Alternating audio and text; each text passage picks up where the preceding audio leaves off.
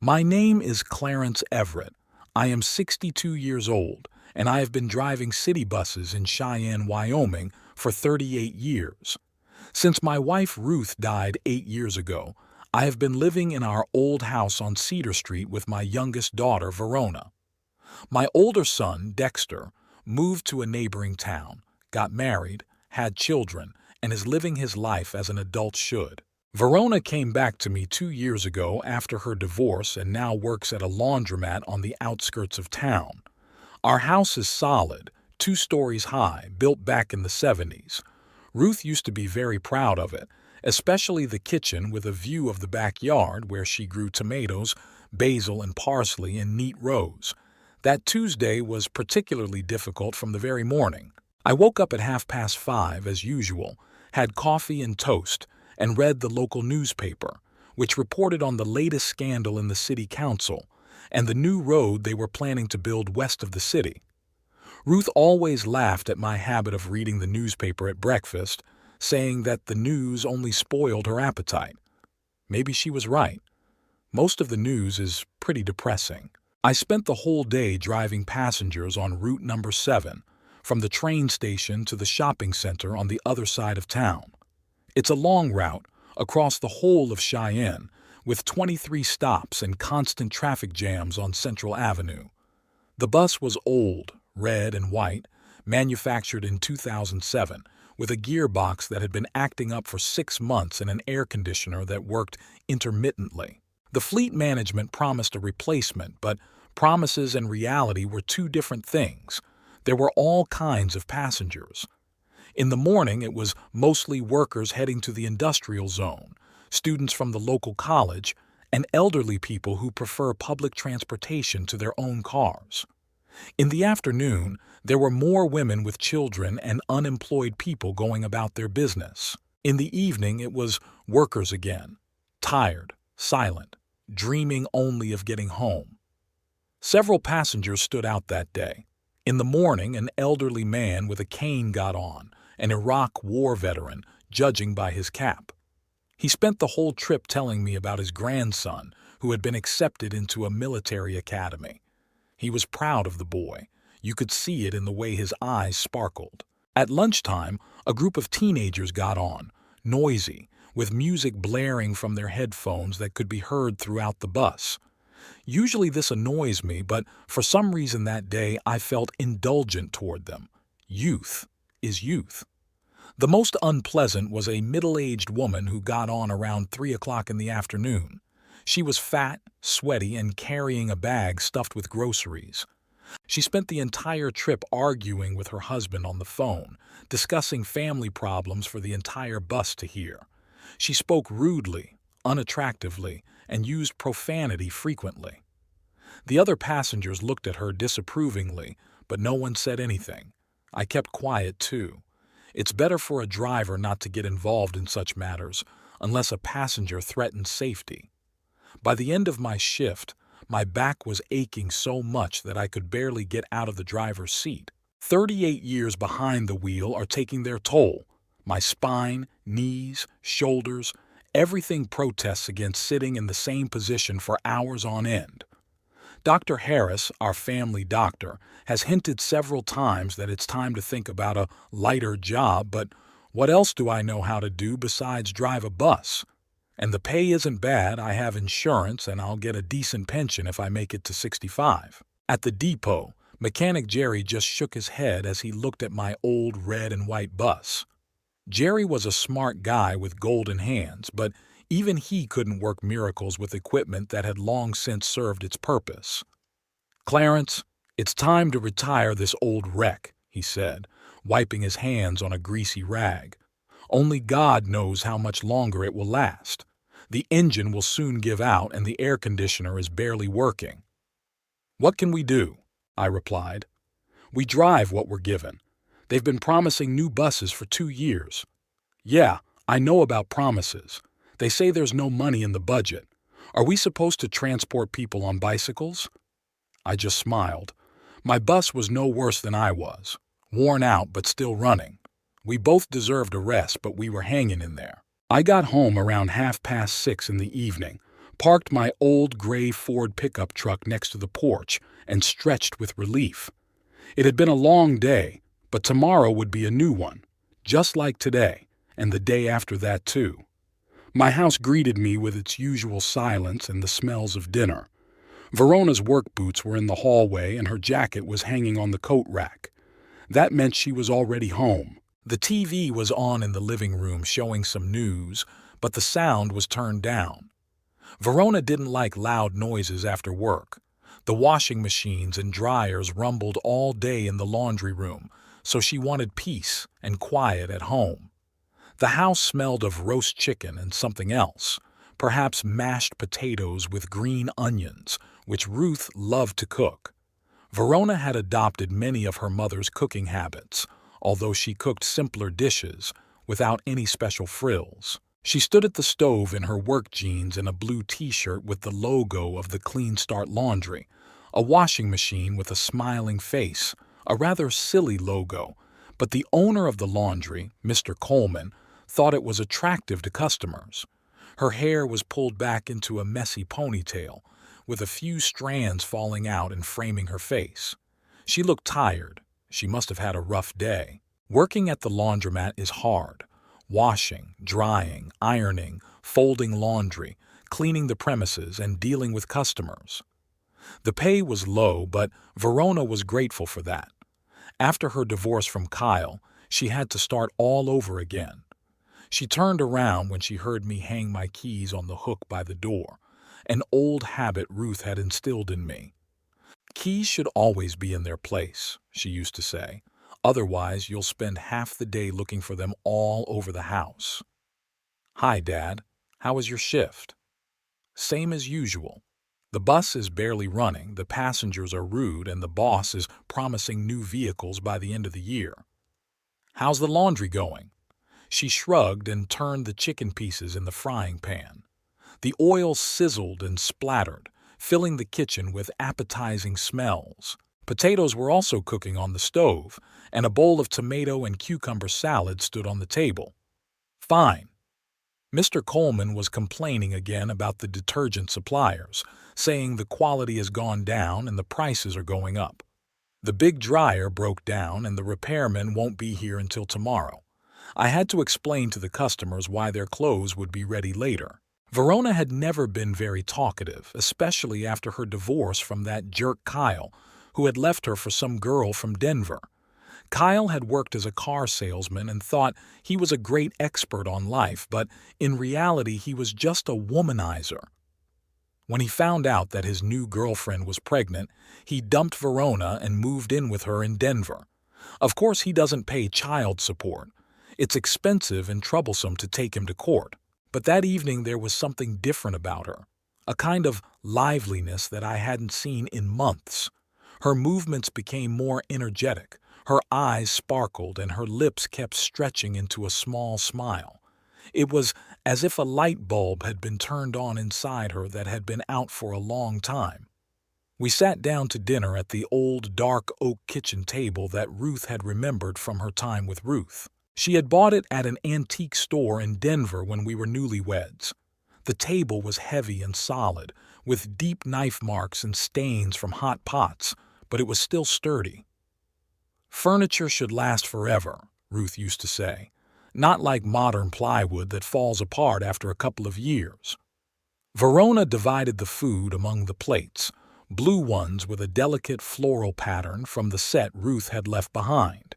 She poured me coffee from the old coffee maker and poured herself cold tea with ice from a large glass jar she always kept in the refrigerator. It's hot in Wyoming in the summer, so you don't really feel like drinking hot drinks.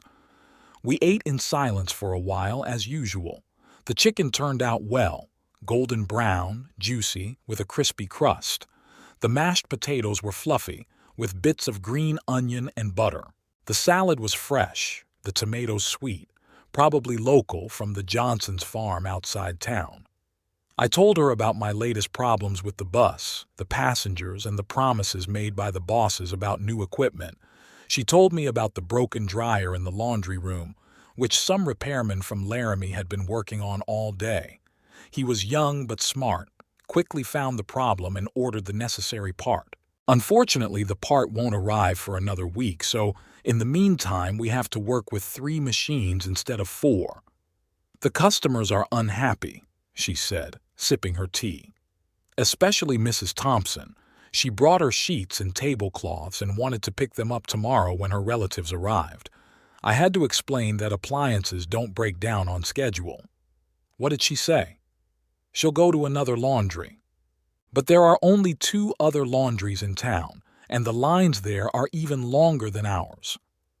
We continued eating and talking about everyday matters.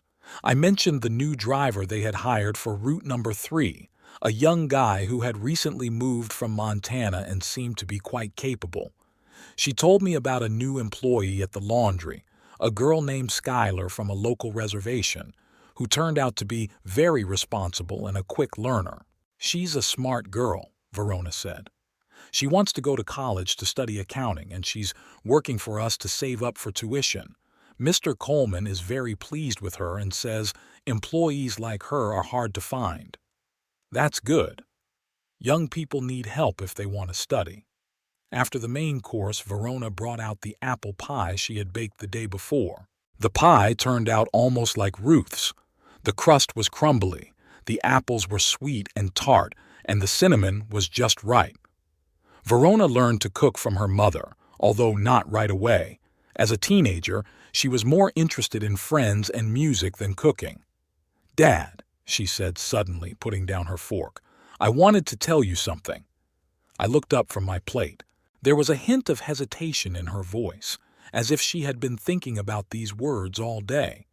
But at the same time, I could hear excitement, even joy. "I'm listening."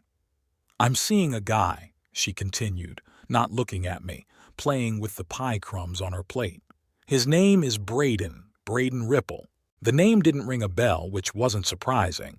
Cheyenne isn't that big of a city, about 60,000 people, but it's not small enough to know everyone by name, especially young people.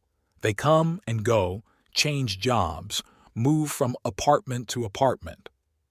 "Have you known him long?" I asked, trying to sound calm and interested, not like a father checking up on his daughter. "A few weeks. We met at the Hunter's Corner when I was there with Christy and Emma from the laundry. The girls decided to celebrate Christy's birthday and invited me along. The Hunter's Corner is a local bar on Main Street, not the worst place, but not the best either. It's a mid-range place where workers go after their shifts, young people on weekends, and sometimes families for dinner. The food there is pretty good, especially the burgers and steaks. The beer is fresh and the atmosphere is friendly. I had been there a couple of times with Orville. My old friend loved their bacon burgers and French fries. "How is he?" Verona finally looked at me, and I saw something like happiness in her eyes. I hadn't seen her like that in a long time. Her eyes were shining, her cheeks were slightly flushed, and her lips were stretched into a shy smile. After her divorce from Kyle, she was depressed, withdrawn, and rarely smiled. But now she seemed to have come back to life. "He's nice, Dad. He's funny, attentive, and caring. We have a good time together. He's interested in my work and asks about you and the family, not like Kyle, who only talked about himself." "What does he do? Where does he work?" "He's looking for a job right now. He used to work in construction, but the project ended and the company laid off some of its employees. An unemployed construction worker then. That's not surprising. Construction in Wyoming is seasonal, and many people are out of work in the winter. But it's already July, the height of the construction season, so it's strange that he hasn't found anything yet, although maybe he's just picky or looking for something specific." "How old is he?" 26. 2 years younger than her. Not a big deal. The age difference isn't that significant. Although after her divorce from Kyle, I was hoping she would find someone more serious, more mature, with a stable job and clear plans for the future. But Verona is a grown woman, 28 years old. She has a right to make her own choices. My job is to support her, not control her. "Where's he from? Local?" "Yeah, he grew up here in Cheyenne. He went to the same school I did, just a few years behind me. It's weird we never met before, but that happens sometimes in big schools. I nodded. There were over 1,000 kids in the city school, so it was easy to miss someone, especially if there was a few years difference in age. I'll introduce you sometime, she added hopefully. I think you'll like him. He's respectful, polite, and well-mannered. Sure, we'll meet. It would be interesting to meet the man who made my daughter happy. Verona smiled wider, and I knew I had said the right thing. My approval was important to her, even though she hadn't asked for it directly. After her failed marriage to Kyle, she had become more cautious in her relationships, but at the same time, she needed her family's support more than ever. The conversation smoothly moved on to other topics. She told me more about Skylar, the new employee from the reservation. It turned out that the girl was not only responsible, but also very smart, quickly mastering all the intricacies of working with different fabrics and stains. Mr. Coleman is even thinking of giving her a raise in a month, which is rare for him. I shared the news from work. There was talk that the city authorities had finally decided to renew the bus fleet and purchase 5 new vehicles by the end of the year. Good news for us drivers, but bad news for taxpayers' wallets. A new bus costs more than $300,000, and 5 vehicles is a lot of money for the city budget. Maybe you'll get one of the new ones? Verona asked. Maybe. I'm third in line for seniority, so there's a chance. Although you know how it is. They promise a lot, but the reality is different. After dinner, Verona washed the dishes. It was my turn tomorrow. Then she went upstairs, saying she wanted to watch a TV series on her laptop and go to bed early. Tomorrow was going to be a busy day at work. A large load of laundry was due to arrive from the Fairfield Hotel, where guests were checking out after some kind of conference. I sat down in the living room in front of the TV and turned on the news. It was the usual stuff: politicians arguing in Washington, something exploding somewhere in the Middle East, the economy either growing or shrinking, experts arguing. In sports, the local baseball team lost to the Denver team, but that was no surprise. The Denver guys always played better. Boring. I turned off the TV and tried to read the newspaper, but it had the same news as the TV, only less recent. I looked at my watch. It was 8:45, too early to go to bed. I decided to walk to Dolly's Diner, where Orville was probably sitting with a mug of beer and a slice of apple pie. Thursday turned out to be an unusually good day. The bus ran smoothly, the air conditioning worked perfectly, and the passengers were calm and polite. Even the traffic jams on Central Avenue seemed to have disappeared by themselves. By 3 o'clock in the afternoon, I had finished all my trips and decided to take advantage of the rare opportunity to go home early. Usually, my shift ended at 6:30, but that day, dispatcher Carl Miller said that the last trip was canceled due to low passenger numbers. In the summer, fewer people travel on weekdays. Many are on vacation, children are out of school, and some people prefer to walk when the weather is nice. For the fleet, this meant fuel savings. For me, it meant an unexpected free evening. After parking my pickup truck at home, I noticed an unfamiliar car in the driveway, an old blue Chevrolet sedan, a 2005 or 2006 model with a dented rear bumper and a scratch along the left door. The license plate was local, but I had never seen the car before. Verona must have guests, I thought, probably one of her friends from work. As I climbed the steps to the porch, I heard soft voices and quiet music coming from the living room through the half-open window. Verona rarely played music, only when she was in a particularly good mood. I unlocked the front door and was about to call out that I was home, but stopped when I saw the scene in the living room. Verona was sitting on our old brown sofa next to a man I didn't know. They were kissing, not passionately, but tenderly, like a couple who had been together for a long time. His hand was on her shoulder. Her hand was resting on his chest. They were so absorbed in each other that they didn't notice me. I coughed quietly, and they jerked away from each other. Verona blushed, and the man looked embarrassed but not frightened. He got up from the sofa and straightened his shoulders as if preparing to introduce himself. "Dad, you're early," Verona said, trying to sound casual, but her voice betrayed her. "This is Braden Ripple. Remember, I told you about him?" I remembered our conversation at dinner 2 days ago, so this was the guy she'd been seeing for several weeks. The young man held out his hand to shake mine. "Mr. Everett, it's a pleasure to finally meet you. Verona has told me a lot about you." His handshake was firm but not overly strong. Braden looked his 26 years, average height, athletic build, dark hair cut short, brown eyes. He was dressed simply but neatly. Jeans, a plaid shirt, sneakers. Nothing special, just a typical young man. "Likewise," I replied. "Verona said you were looking for a job in construction." "Yes, sir. The job market is tough right now, but I'm sure I'll find something suitable soon." He called me sir, which was an attempt to make a good impression.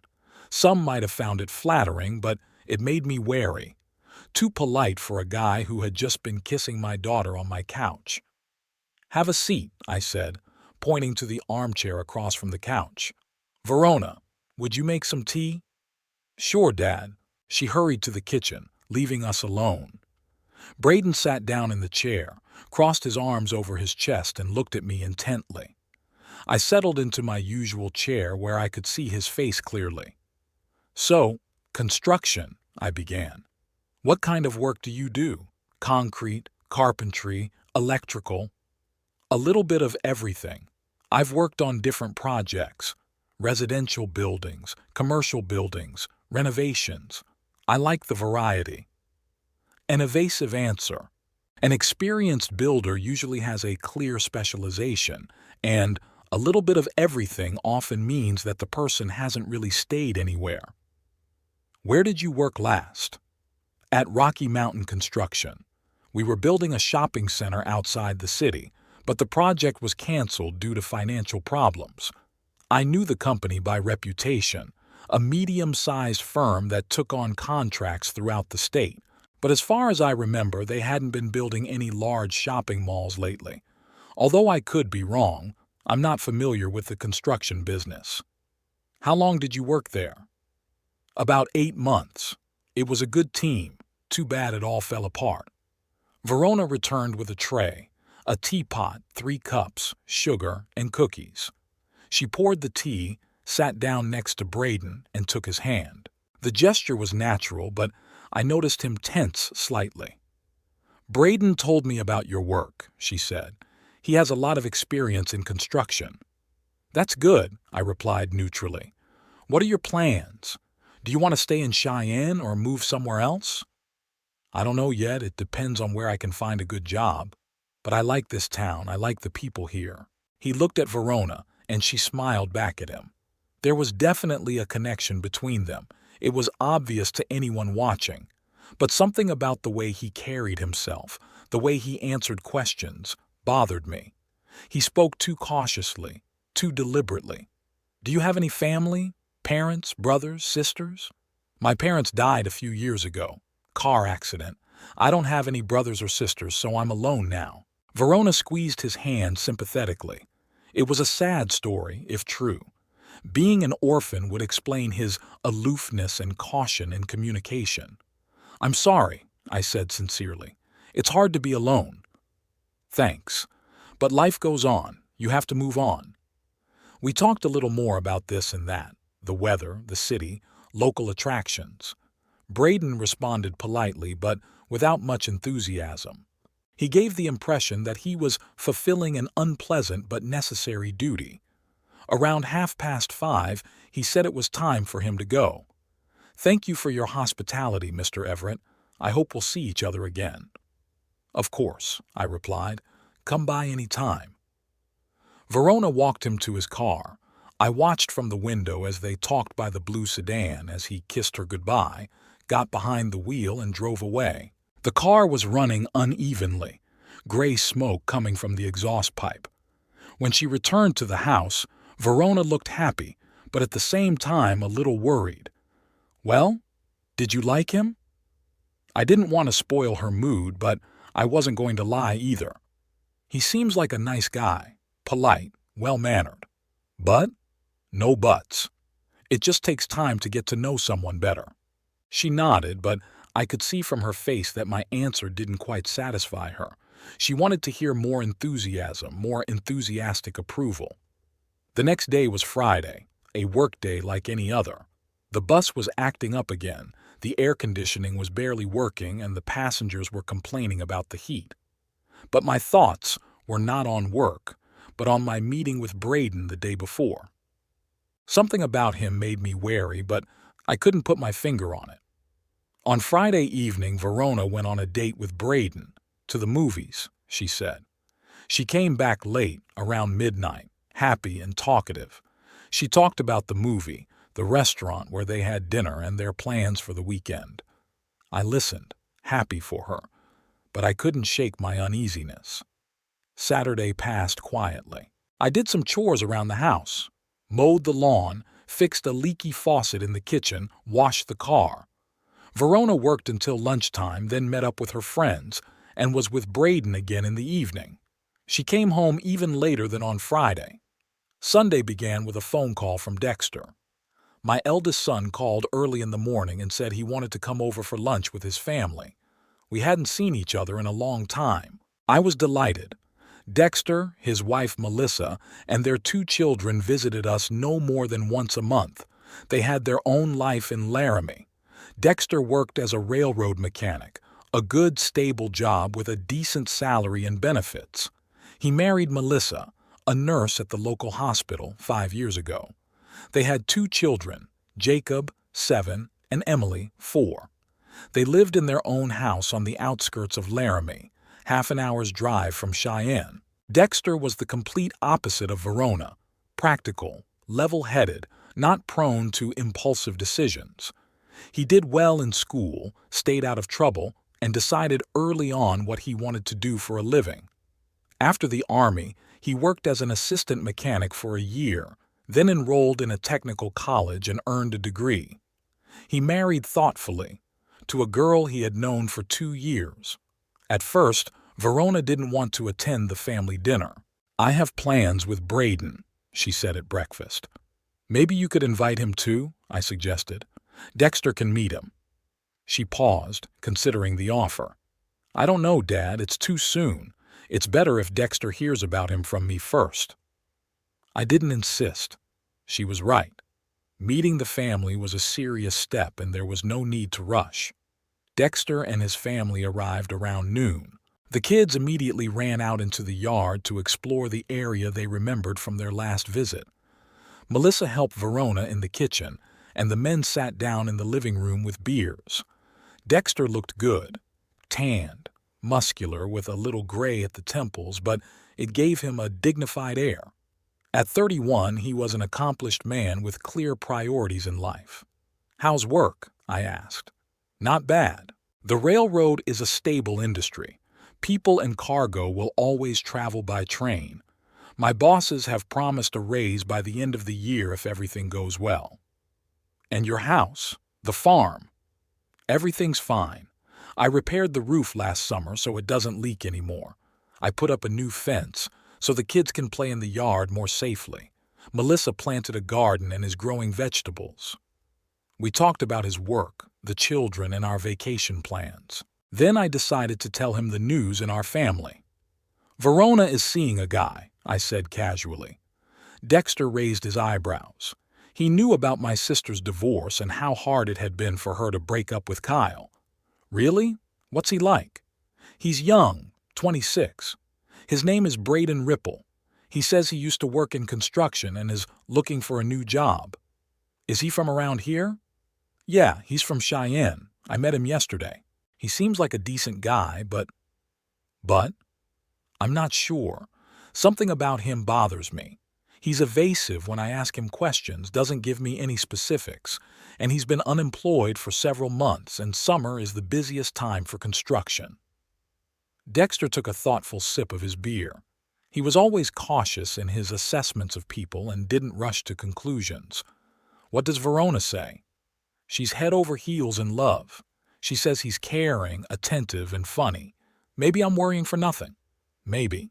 But it doesn't hurt to be cautious. After Kyle, she's become more trusting, wanting to believe in the best. But a man should have a job, goals, plans for the future. That's what I think. Do you want me to find out more about him? I have some acquaintances in construction companies. I can ask around. Not yet. They've only known each other for a few weeks. If the relationship becomes serious, then we'll see. Lunch was fun and noisy. The children talked about school, their friends, and their plans for the summer vacation. Melissa shared news from work and complained about the staff shortage at the hospital. Verona talked about the laundry and her new employee, Skylar, who turned out to be very capable. After lunch, the children went to play in the yard under Melissa's supervision. Dexter helped me clear the table, and Verona washed the dishes. The three of us stayed in the kitchen. "Verona, Dad said you have a boyfriend," Dexter said. She blushed but smiled. "Yes, his name is Braden. He's a very nice person." "Is it serious?" "It's too early to say, but I feel good with him, comfortable. After Kyle, I thought I would never be able to trust anyone again, but with Braden it's different." "That's great," Dexter said sincerely. "You deserve to be happy. Just be careful, don't rush into any serious decisions. I'm a grown woman, Dex. I can decide for myself who I want to date." "Of course you can. But we're family. We have a right to worry about you." Verona nodded, but her face showed that she didn't like the subject. She didn't like her personal life being discussed, even with the best of intentions. Dexter's family left around 5 in the evening. The children were tired and needed to go to bed early. They had school the next day. As he was leaving, Dexter quietly said to me, "If anything serious happens with this Braden, call me right away. We'll figure it out together." I shook his hand, grateful for his support. It's good to have someone to rely on in difficult times. In the evening, after dinner, I decided to talk to Verona openly. We sat on the back porch, drinking iced tea and enjoying the cool air. The sun was sinking toward the horizon, painting the sky in shades of orange and pink. "Verona," I began cautiously, "I want to talk to you about Braden." She tensed and put her glass on the table. "Dad, we already discussed everything yesterday." "Not quite. I want you to know that I'm glad you're happy again. After your divorce from Kyle, you were very depressed, and it hurt me to see you like that." "Thank you, Dad. But at the same time, I'm worried. You've only known this guy for a few weeks. Maybe you should take it slow and get to know him better?" "What do I need to know?" "He's a good man, kind and caring. I feel comfortable and at ease with him." "But he doesn't have a job. How is he going to support a family if the relationship gets serious?" Verona stood up and paced the porch. "Dad, not everything can be measured in money. Kyle made good money, but he was selfish and a liar. Braden may not be rich, but he's honest and sincere.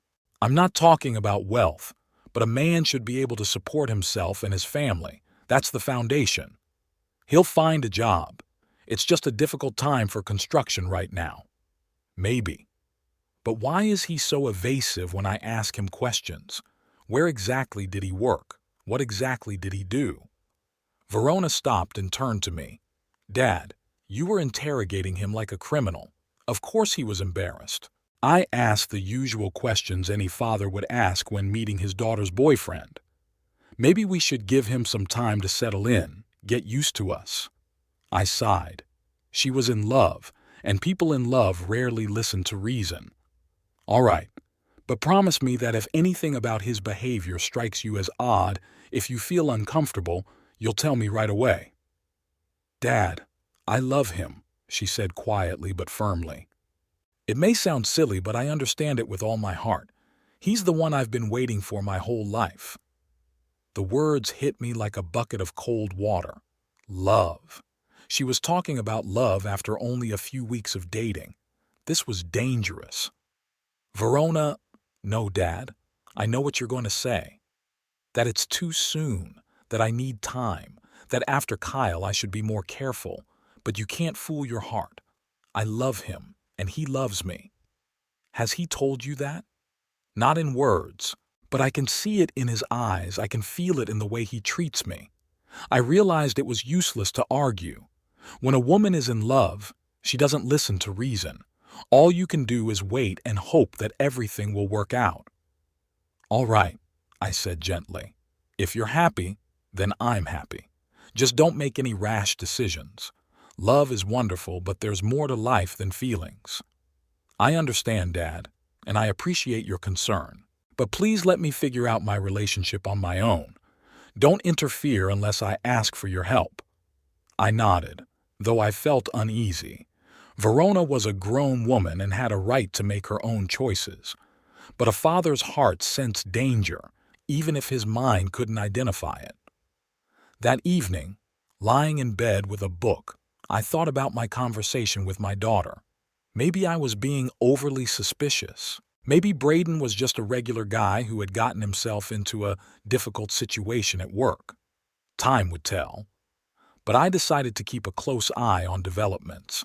Monday began as usual. Up at 5:30, coffee and toast, watching the morning news. Outside, a light rain was falling, which was rare for Wyoming in July.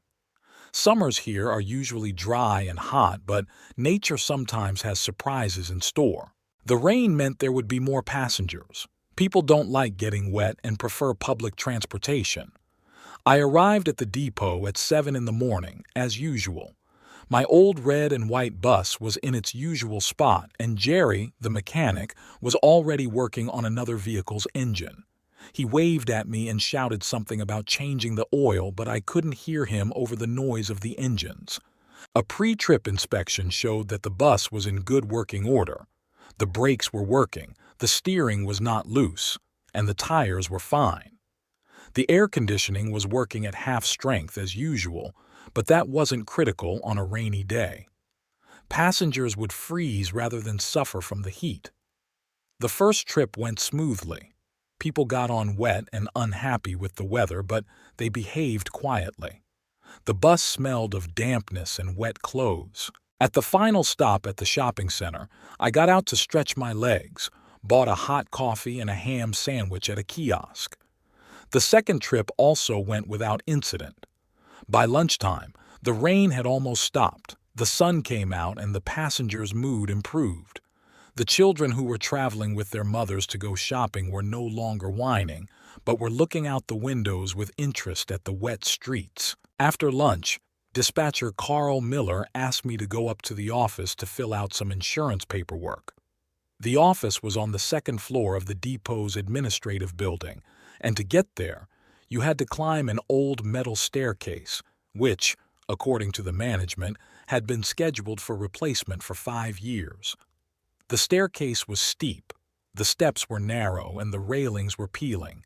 In rainy weather, the metal became slippery, but I usually climbed carefully, holding onto the handrail. That day, I wasn't in a hurry either, but something went wrong.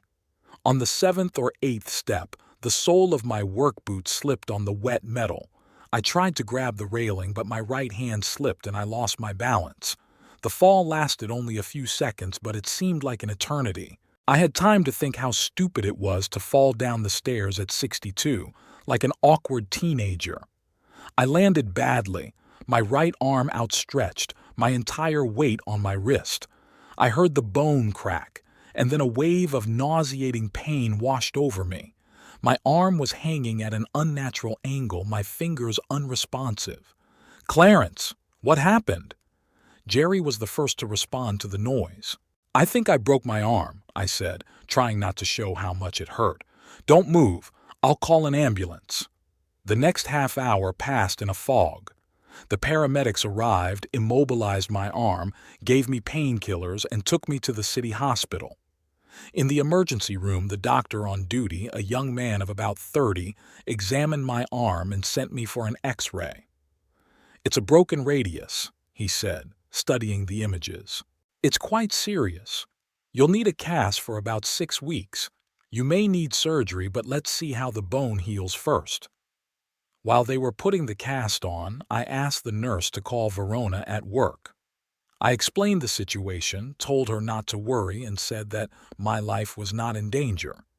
She rushed to the hospital an hour later, pale and frightened. "Dad, how are you feeling? What do the doctors say?" "It's broken, but not critically. 6 weeks in a cast, and everything will be fine." Thank God. I was so scared when they called me from the depot. We drove home in her little car, an old red Honda she bought after her divorce. The ride was uncomfortable. Her right arm in a cast made it difficult to fasten her seatbelt, and every movement was painful despite the painkillers. "Maybe you should take a week off work?" suggested Verona. "I'll take care of you." "No, it's okay. I'll manage. It's just my arm, not my leg. But it'll be hard to do everything with one hand. I'll learn. The main thing is that I can't drive the bus until I'm better. It's good that I have insurance." At home, she helped me settle into my chair, made tea, and prepared a light dinner. I felt helpless. I couldn't eat or drink properly, and even holding a book was difficult. I'd been right-handed all my life, and now I had to learn to do everything with my left hand. Braden arrived in the evening. Verona must have called him and told him about my accident. He expressed his sympathy and offered his help. "If you need anything, to carry something heavy, fix the car, let me know, Mr. Everett." "Thank you," I replied, although I wasn't used to accepting help from strangers. Braden stayed for dinner. Verona cooked, and he set the table, poured water, and helped me cut the meat. It was embarrassing. A grown man who couldn't even feed himself properly. But Braden was tactful and didn't show that he noticed my helplessness.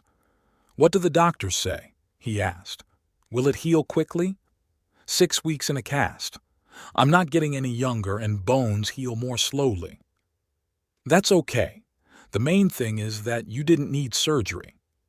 My uncle broke his arm too, and he was in a cast. But then it got even better than before the fracture." After dinner, they sat in the living room watching a movie. I went upstairs to my room. Climbing the stairs with one hand was harder than I thought. I had to go slowly, step by step, holding the railing with my left hand. The next few days merged into a monotonous routine. I woke up, ate breakfast with my left hand, read, watched TV, and dozed in an armchair. Verona left for work, came back for dinner, cooked, and cleaned up. In the evenings, Braden would come over. At first for a short while, then longer and longer. By the end of the week, I noticed that he was acting more freely. He didn't ask permission to open the refrigerator, turned on the TV himself, and changed channels. He would sit in my chair when I was in the kitchen. Small things, but they added up. "Braden is a big help," Verona said when I cautiously mentioned it. "He can see that you're having a hard time, and he's trying to make your life easier." Maybe she was right. Maybe I just wasn't used to having strangers in the house. After Ruth died, only relatives in Orville came by occasionally, and now there was a young man who felt at home. On Friday evening, exactly 1 week after the fall, a conversation took place that changed everything. Braden left earlier than usual, saying he was meeting a friend. Verona and I were left alone, sitting in the kitchen drinking tea. "Dad," she began hesitantly, "I wanted to talk to you about something." From her tone, I knew it was going to be serious. "I'm listening." "The thing is, after you fell, I've been thinking a lot. What if it had been more serious? What if you had been seriously injured or ended up in intensive care? But nothing serious happened. Not this time. But next time it could be worse. You're not getting any younger, Dad. You have a hard, stressful job."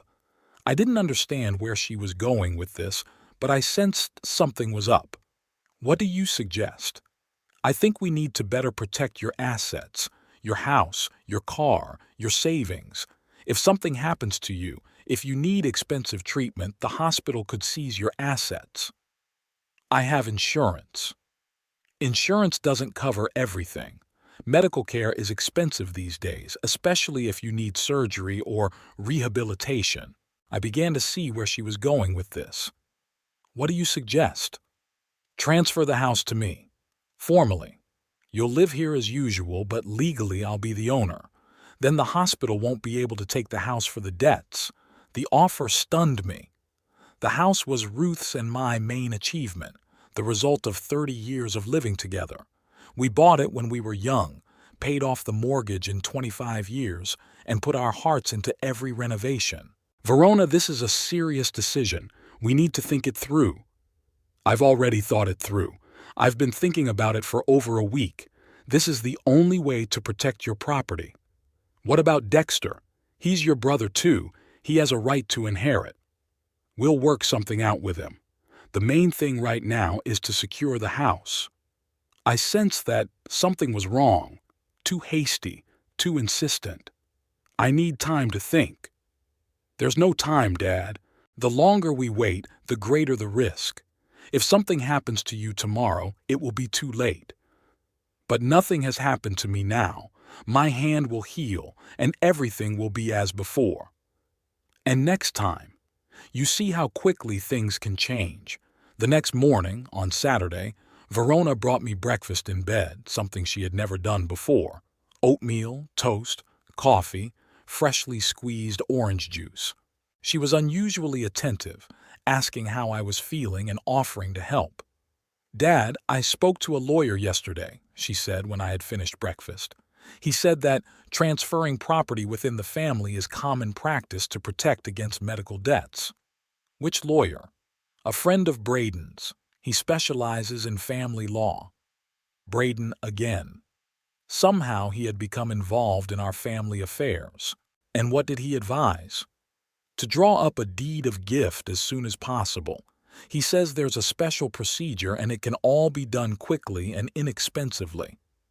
Verona, let's not rush into anything. I want to talk to the lawyer myself and look into all the options. But why waste time? My friend has already figured everything out and even brought the forms. She took several sheets of paper folded in half out of her purse. "Here, you just need to sign. He said we could do it right at home. No need to go to a notary." I reached out my left hand for the papers, but she pulled them away. "Be careful, Dad. There are several copies. You might crumple them." "Let me read them." "It's all standard stuff. A standard gift form. You trust me, don't you?" "It's not about trust. I want to understand what I'm signing. But you're right-handed, and your arm is in a cast. It's uncomfortable for you to hold the papers." "Put them on the table. I'll read them." Verona hesitated, but finally laid the documents on the bedside table. I tried to read, but it was awkward to turn the pages with my left hand, and the text was printed in small type. "Give me my glasses," I asked. "Dad, trust me." "Everything's fine. It's just a standard transfer of ownership from father to daughter. I want to read every word myself. But you can only sign with your left hand. It'll look messy." "I'll learn. The main thing is to understand what's written in the documents." Verona gathered the papers and put them back in her purse. "Okay, Dad, but let's not drag it out too long. The lawyer said it's better to get these documents done quickly." "Why quickly?" "Well, the laws can change. The procedure can get more complicated. It's better to do it now while everything is still simple." The explanation seemed unconvincing to me. Laws on inheritance and gifts don't change every month. But I didn't argue. My head hurt from the painkillers, and it was hard to think. Braden arrived in the afternoon. Verona must have told him about our conversation because he also brought up the need to protect the property. "Mr. Everett, I told you if you need anything, just let me know. My assistance extends to legal matters as well. I have a lawyer I know who is very knowledgeable." "The same one who brought the documents?" "Yes, Richard Stone. We went to school together. He's a good professional. Why can't he come here and explain everything in person?" "He's very busy, but if you like, I can arrange a meeting." "I would like that." Braden glanced at Verona. "Of course, Mr. Everett, but that will take time, and time is against us right now." "Against us?" "Well, against your safety. The longer the house remains in your name, the greater the risk of losing it if there are any problems. The conversation became more insistent. I felt pressure, even though both Verona and Braden spoke softly and kindly. "Let's put it off until Monday," I said. "My arm hurts, it's hard to think." "Of course, Dad," Verona agreed. "Get some rest." But I could see the disappointment on her face. Apparently, they were counting on getting my signature today. That night, I lay in bed thinking about my daughter's strange proposal. On the one hand, her words made sense. Medical bills could ruin a family. On the other hand, why the rush? And why didn't she want to show me the documents? Maybe I was being overly suspicious. Maybe Verona really did care about my safety. But then why was Braden involved? Why did she know him and not my family lawyer? I had many questions and few answers. I decided that on Monday I would definitely talk to Orville. He always had a clear head and would help me figure things out. As I fell asleep, I remembered Dexter's words.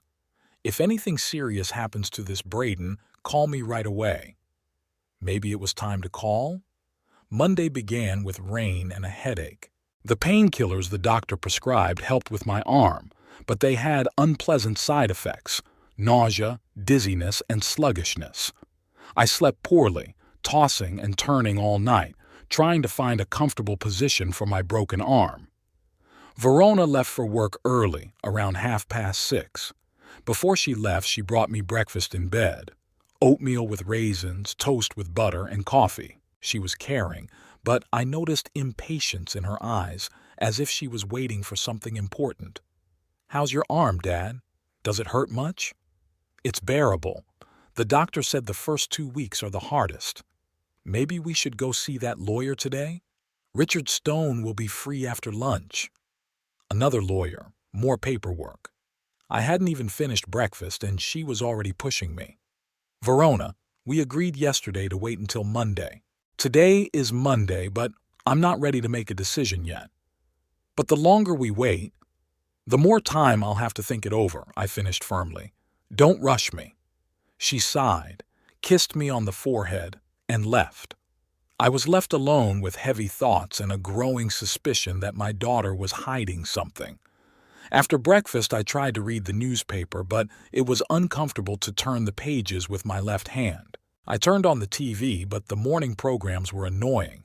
Meaningless chatter from the hosts, commercials for medicines and insurance. I turned it off and sat down in a chair by the window, watching the occasional passers-by on our quiet street. Around 10 in the morning, I decided to call Orville. My old friend worked as a night watchman, so he should be home resting by now. I dialed his number with my left hand. It didn't work at first, so I had to dial the number slowly and carefully. "Clarence." Orville's voice sounded sleepy. "How's it going, old man? How's your hand?" "It's healing." "Orville, I need to talk to you. Seriously." "What's wrong?" "I don't want to talk on the phone. Can you come over this afternoon?" "Sure. I'll come by around 2, once I'm fully awake." "Thanks. And Orville, don't tell anyone I called you." There was a note of concern in my friend's voice. "Clarence, you're scaring me. Are you okay?" "I don't know yet. We'll talk this afternoon." The time before Orville arrived dragged on agonizingly. I paced around the house trying to do something with my left hand, but everything fell out of my fingers. I couldn't even make a decent cup of tea. The kettle was heavy, and I couldn't hold it with one hand. At 1:30, I heard a knock on the back door, the one leading out to the yard. Orville always came in through the back door. It was more convenient and familiar. I opened the door and let my friend into the kitchen. Orville looked worried. His gray hair was tousled, his eyes red from lack of sleep, and he was dressed in old jeans and a faded shirt. But his gaze was sharp and attentive. Years of working as a security guard had taught him to notice details. "Sit down," I said. "I'll make some tea." "Let me do it. You'll have trouble with one hand." Orville made tea and took some cookies out of the refrigerator that Verona had left. We sat down at the kitchen table, and I began my story. "Remember I told you about this guy Braden? My daughter's boyfriend. Of course I remember. An unemployed construction worker. You had your doubts about him.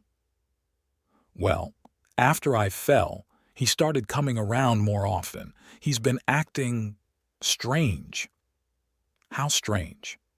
Too free. Like it's his house, not mine. He opens the refrigerator without asking, changes the TV channels, sits in my chair. Orville frowned and took a sip of tea. Maybe he's just inexperienced in social situations. Young people sometimes don't understand boundaries. Maybe. But there's something else. Verona wants to transfer the house into her name. What? Orville almost choked on his tea. Why? She says it's to protect me from medical bills. She says that if something happens to me, the hospital can seize the property. Clarence, that's complete nonsense. You have insurance, it covers most of the expenses. And for the rest, there are government programs. I think so too. But she insists, says there's no time. Everything has to be done urgently. Did she show you the documents? She brought some papers, but she wouldn't let me read them. She says it's all standard, a normal gift deed. Orville shook his head. Clarence, this reeks of a scam a mile away. No one refuses to show you the documents if everything is above board. That's what I think. But she's my daughter. How can I suspect her? Is this Braden involved in the deal? You bet. He brought in a lawyer friend who delivered the papers. He also insists it's urgent. Orville thought for a moment, tapping his fingers on the table. Listen, where are the papers now? With Verona, in her room, I think. Can you get them? Why? I have a cousin, Merritt. He's a notary public and has been working for 30 years. If we show him these papers, he'll tell us what's what. The idea seemed reasonable to me. A professional notary would understand the documents better than I would. But how can we get them? Verona is hiding them. Where is she now? At work. She won't be back until 6 at the earliest. That means we have time. Let's try to find them. We went up to Verona's room on the 2nd floor. I hadn't been there for a long time. After the divorce, my daughter had set up her own space and I didn't intrude without an invitation. The room was tidy, but personal items were scattered everywhere. Cosmetics on the dressing table, clothes on a chair, books and magazines on the nightstand. Orville methodically searched the desk while I tried to peek into the closet with one hand. The documents were found quickly, in the top drawer of the desk, under a stack of old letters. Several sheets of official-looking paper, held together with a paper clip. Here they are, Orville said, taking the documents. Let's go to Merritt right now. What if Verona comes back? We'll take a picture with our phones and put them back. She won't notice. Orville took out his old smartphone and took pictures of each page. The quality wasn't perfect, but the text was legible. Then we carefully put the documents back where we found them. Let's go to Merritt, Orville said. If this is a scam, it's better to find out now than when it's too late. Merritt Hutchins' office was located in the city's business district on the 3rd floor of an old brick building. It was a small office with 2 rooms, a reception area and a study. The secretary, a middle-aged woman with gray hair, recognized Orville and immediately showed us to the notary. Merritt was older than Orville, about 64, tall and thin, with a neat gray beard. He was dressed conservatively in a dark suit, white shirt and blue tie. Behind him on the wall hung diplomas and certificates, and on the desk stood a family photograph. Orville, what brings you here? Merritt rose from the desk, shook hands with his cousin, then with me. And this must be Clarence, whom you've told me about. Yes, he's my best friend. Merritt, we have a delicate request for you. We sat down in comfortable leather chairs in front of the notary's desk. Orville quickly explained the situation and showed the photos of the documents on his phone. Merritt listened attentively, nodding occasionally. I see. Let's take a look at these papers. He took the phone, turned on a desk lamp, and began studying the photos. His face grew increasingly serious. After a few minutes, he put the phone down and looked at me. "Clarence, I'm afraid I have some bad news for you." My heart sank. "What kind of news?" "It is indeed a deed of gift, but the recipient is not your daughter." "Not my daughter? Then who is it?" "Braden Daniel Ripple. According to the document, you are transferring ownership of the house at the following address to him free of charge." He recited our address. "All real estate is transferred to him completely and unconditionally." I felt the blood drain from my face. So Verona had lied. So they were going to rob me with the help of my own daughter. "That's not all," Merritt continued. "While you were with me, I decided to run a background check on this Braden guy. He has a criminal record." "What kind of criminal record?" "Fraud. 3 years ago, he scammed an elderly woman in Casper, convincing her to invest money in a non-existent business. He got 2 years probation and a fine." "My God," Orville whispered. "There are several more civil suits from creditors. This man is a professional con artist." I sat silently, digesting the information. My daughter, my own daughter, had tried to steal my house. For some crook she'd known for only a few weeks. "Merritt, if I sign these documents, will I be able to cancel the deal later?" "Theoretically, yes, if you can prove that you signed under duress or were mentally incompetent. But in practice, it's very difficult and expensive. It's better not to sign at all." "What about my daughter?" "That's no longer a legal issue, but a family one. But I advise you to be careful. If they've gone this far, they may try to force you to sign." We thanked Merritt and left the office. Outside, I stopped and leaned against a wall. My head was spinning, either from the painkillers or the shock. "Clarence, are you okay?" Orville asked worriedly. "I don't know. I can't believe Verona is capable of this. People do stupid things when they're in love, especially after a difficult divorce. But stealing her father's house. Maybe she doesn't fully understand what she's doing. Maybe this Braden guy has turned her head." We got into Orville's car, an old Ford pickup, and drove to my place. On the way, I thought about what to do next, how to talk to my daughter. How should I deal with Braden? Should I call the police? "Orville, what if I just tell them I know the truth?" "That's dangerous. If they realize the plan has failed, they may try something else, or they may just disappear." "Then what?" "We need to catch them in the act. Have them bring the documents again and pretend you're ready to sign.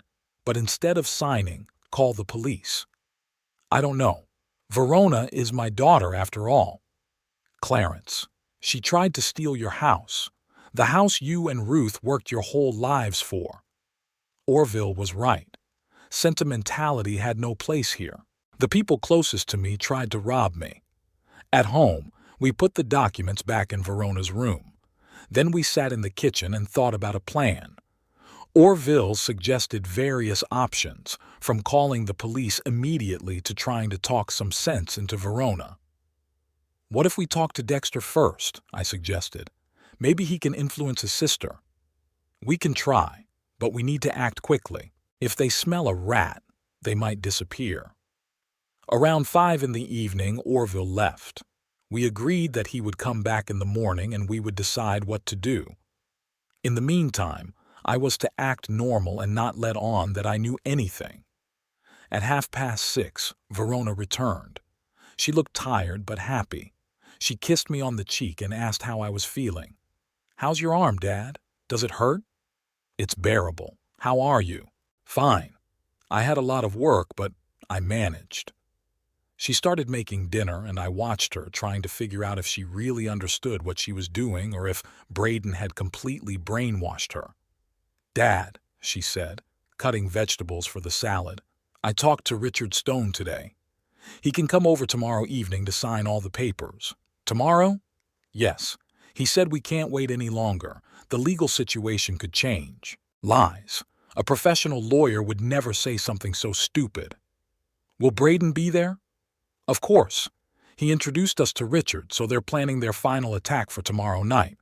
Well, that gives me time to prepare. All right, I said calmly. Let them come. I'm ready to discuss everything. Verona turned around, a joyful smile on her face. Really, Dad? You agree? Yes, you're right. We have to think about the future. She came over and hugged me with her good arm. Thanks, Dad. You won't regret this decision. As I hugged my daughter, I thought about how her world would collapse tomorrow night. And mine too. Tuesday began with clear skies and a strange feeling of relief. For the first time in 2 weeks since the fall, I woke up with a clear head and a firm resolution. Yesterday's conversation with Merritt had put everything in place. My daughter and her lover were planning to steal my house. Today, I had to put an end to it. Verona left for work at the usual time, kissing me goodbye and reminding me of my evening meeting with the lawyer. I nodded and smiled, pretending to be ready to sign the papers. It was unpleasant to put on an act, but it was necessary. Don't worry, Dad. It'll all be over by tonight and you'll have peace of mind about your future, she said at the door. Yes, it'll all be over, I thought, but said nothing aloud. After she left, I called Orville. We agreed to meet in the morning to discuss a plan of action. My friend arrived around 9, bringing a thermos of coffee and a bag of fresh donuts from Dolly's. How did you sleep? He asked, sitting down at the kitchen table. Bad. I thought about yesterday all night. I can't believe Verona is capable of that.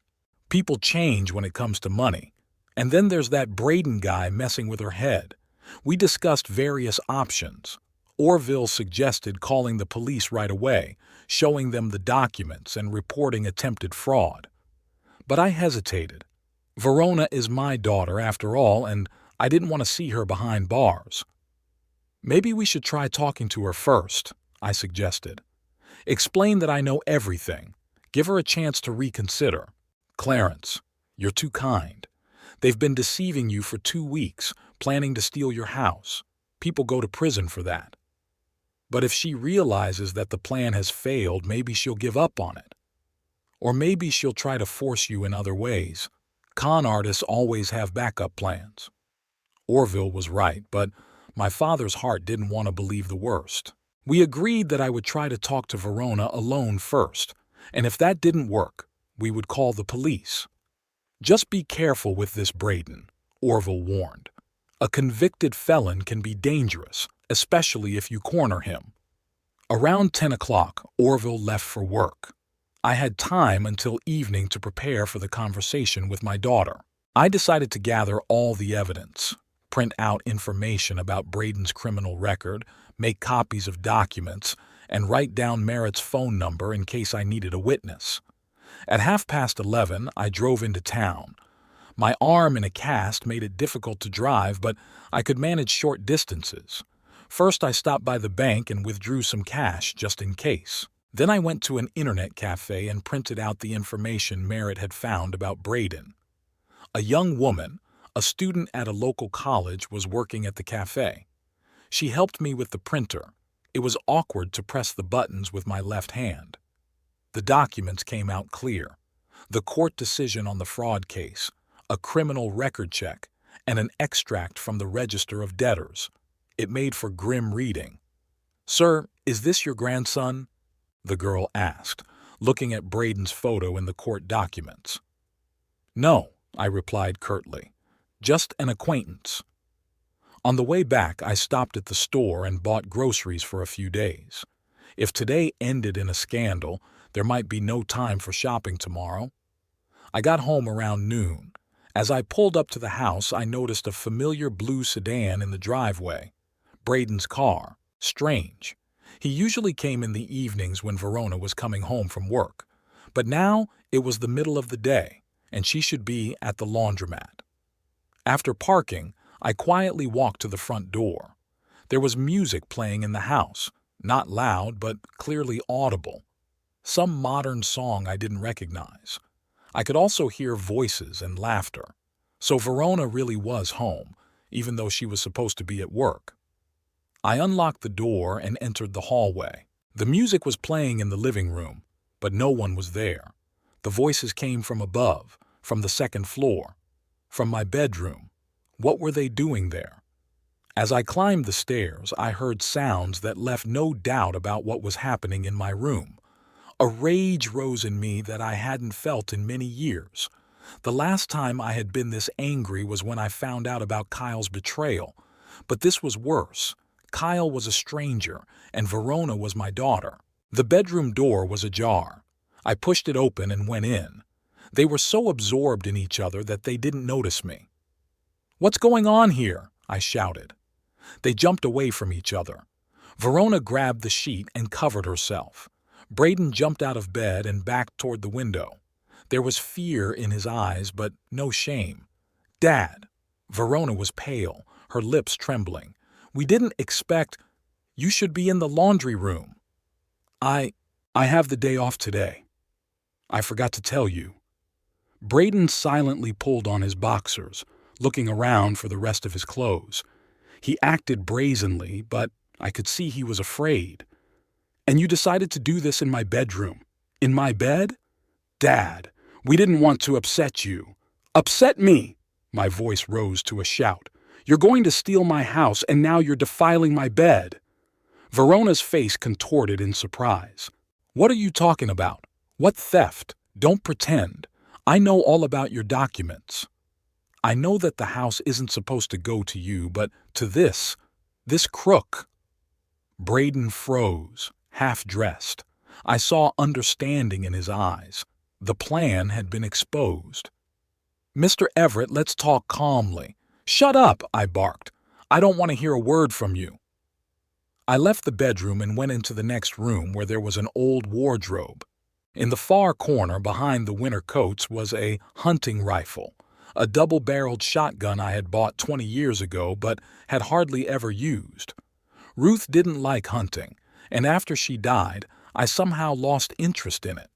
It was difficult to reach the gun with my left hand, but my rage gave me strength.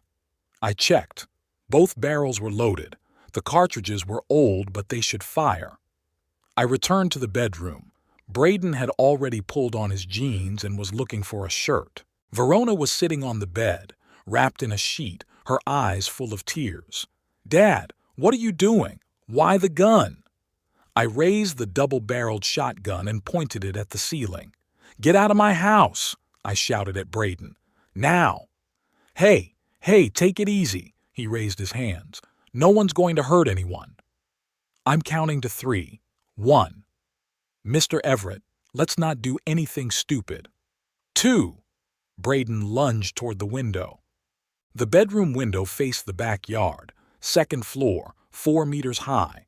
But the guy apparently decided it was better than staying next to an angry old man with a gun. 3. I pulled the trigger. The shot was deafening.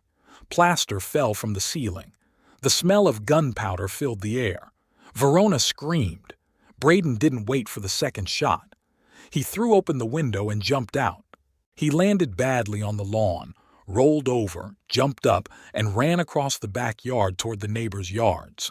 He was running in just his jeans, barefoot, unable to find his shirt. I went to the window and watched him disappear behind the miller's fence. He was a good runner for an unemployed man. He must have had experience. It wasn't his first time running away from angry landlords. "Dad, you're crazy," Verona sobbed. "You could have killed him." I could have, but I didn't, although I really wanted to. I put the gun in the corner and sat down in the armchair by the window. My hand hurt from the recoil, but it didn't matter. The main thing was that I got rid of that parasite. "Get dressed," I said to Verona. "We need to talk." She pulled on the robe that was hanging on the back of the chair. Her face was red from crying. Her hair was tousled. She looked pitiful, but I felt no pity for her. "Sit down," I said, pointing to the edge of the bed. She sat down, clasping her hands on her knees. "Dad, I can explain everything." "Explain. Explain how you were going to steal my house." "I wasn't going to steal it. I wanted to help you." "Help?" I took the printouts I had made that morning out of my pocket. "Here's information about your boyfriend. A conviction for fraud. several civil lawsuits, a professional con artist. Verona took the papers with trembling hands and began to read. Her face grew paler and paler. This can't be. Braden isn't like that. And this, I showed her a photocopy of the documents, is the deed of gift. See who the house is being transferred to? Not to you, to Braden Daniel Ripple, your crooked lover. But he said it was for my protection. He told you a lot of things, and you believed him. You believed a stranger more than your own father. Verona read the documents, tears falling onto the paper. I didn't know. He said the lawyer made a mistake, that everything would be fixed later. You're lying. You knew perfectly well that you were deceiving me. You spent 2 weeks persuading me to sign the papers. You wouldn't let me read them. Dad, Shut up, I shouted. Enough lies. You were going to take away the home your mother and I built over 30 years, for some good-for-nothing you've known for a month. I love him. You love him. He's using you just like he used that woman in Casper. And you fool, you're falling for his fairy tales. Verona sobbed, rocking from side to side. What am I going to do now? Where will I go? That's not my problem. You should have thought about that when you planned to rob your father. Dad, I'm sorry. I've done something stupid. But I'm your daughter. Daughter? I looked at her with disgust. A daughter doesn't steal from her father. A daughter doesn't bring crooks into her parents' house. A daughter doesn't engage in debauchery in her dead mother's bed. His last words hit her harder than a slap. She curled up and covered her face with her hands. Pack your things, I said calmly. I'll give you an hour. Suitcase and out. Dad, don't kick me out. I have nowhere to go. Go to your Braden. He's more important to you than your family. But where can I find him? He ran away. You'll find him. Con artists always have backup hideouts. What if I don't find him? Then you'll learn to live on your own. You're 28 years old. It's time. Verona stood up and walked to the door. She turned around on the threshold. Dad, if I leave now, will you ever forgive me? I thought for a few seconds. I don't know. Maybe. If you realize what you've done, if you truly repent. Until then, get out of my house. And don't come back until you've come to your senses. She went upstairs to her room. I stayed in the bedroom, cleaning up the plaster that had fallen from the shot. There was a hole the size of a fist in the ceiling. I'd have to patch it up. But that was a minor detail. The main thing was that I'd gotten rid of the parasites. I spent the next hour in the living room, listening to Verona pacing around her room, gathering her things. I could hear her sobbing occasionally, but I didn't go up to her. Pity is a poor advisor in such matters. Around 4 o'clock she came down with 2 large bags, clothes, cosmetics, documents, everything she could carry. She left the rest. I packed everything, she said quietly. The keys. She took a bunch of keys out of her pocket, the house keys, the car keys, the laundry room keys. She put them on the table in the hallway. I'm leaving the car. It's registered in your name. I nodded. I had bought the car when she got the job at the laundry. Do you have any money? A little. Enough for a few days. She picked up her bags and walked to the door. She stopped without turning around. Dad, I really didn't mean to hurt you. It's just, I loved him so much. Go, I said. And remember, this house will always be your home, but only when you become my daughter, not the accomplice of crooks. She left, closing the door behind her. I went to the window and watched her walk down the street with her heavy bags, a small, lonely figure on an empty road. My heart ached, but I stood my ground. Some lessons can only be learned through pain. Orville called that evening. How's it going? Talk to your daughter? I did. Kicked her out of the house. Seriously? How did she take it? Badly. But there was no other way. And that Braden guy? He jumped out the window and ran away when I fired a shot into the ceiling. You shot him? I had to. I caught them in my bed. Orville whistled. You're something else, old man. Are you going to call the police? I don't know yet. Maybe they'll disappear on their own, realize the plan has failed. Or maybe they'll try something else. Be careful. But they never showed up again, neither Verona nor Braden. The house became quiet and empty, like it had been in the first months after Ruth's death. Only then the emptiness was from grief, and now it was from disappointment.